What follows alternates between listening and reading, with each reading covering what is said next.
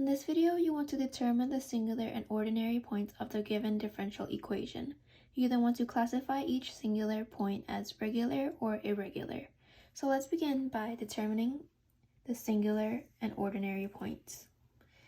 To do that, you want to set this piece equal to 0. So x squared plus x minus 6 equals 0. You want to find at what value will x equal 0. So you can factor this out.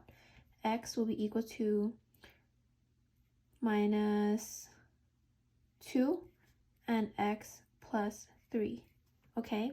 Because x 3 times minus 2 is negative 6, and you have a negative 6 right here.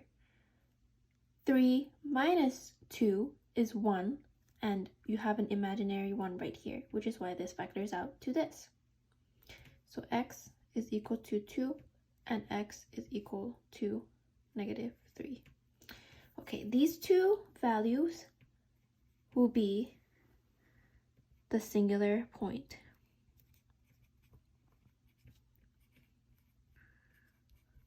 Okay, so now, what would be the ordinary points?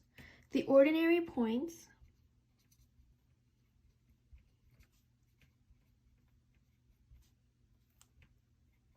will be all values, all finite values,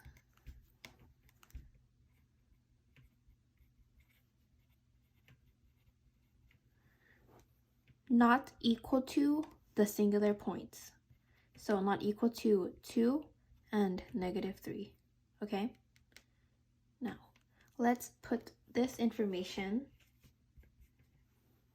to the side. So, singular point, x equals 2 and x equals negative 3. Ordinary point, all finite values not equal to 2 and negative 3. Okay. Moving on, we want to classify each singular point as regular or irregular. And to begin this, you want to set this whole thing into standard forms. Set into standard form. So it will be the y prime on its own and the rest. So let's divide x squared plus x minus 6 on all terms. You get y prime plus x plus 3 over, but this, you know, from factoring earlier, that it is x minus 2, x plus 3. So we could put this in here instead of this. So you have x minus 2, x plus 3, y prime plus this part, which is x minus 2 over, and then this part, which is x minus 2 times x plus 3, y equals 0. Okay, now you want to see your p of x and q of x term. P of x, q of x. So what are these terms? P of x will be the y prime, and q of x will be the y. So this is p of x, and then this chunk is q of x. You want to figure out what power of these two value, the singular points, does p of x and q of x have.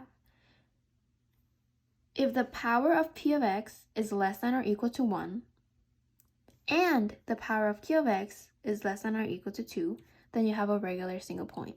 Otherwise, it's an irregular single point. So we want to find out what power does the single points for p of x has. We can cancel this out. This gives us a power of 0 for x plus 3.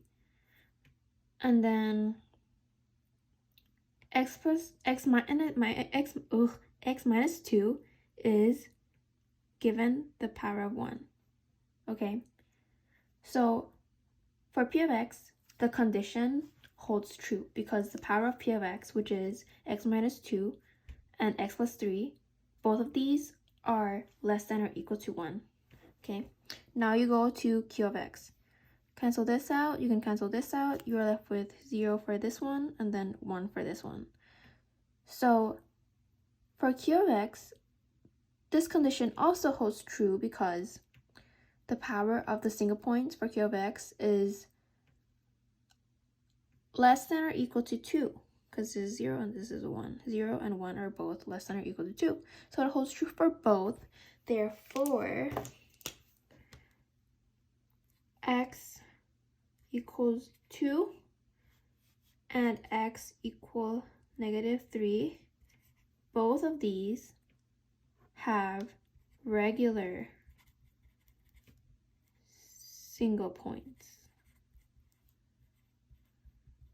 Okay, both of these are regular single points.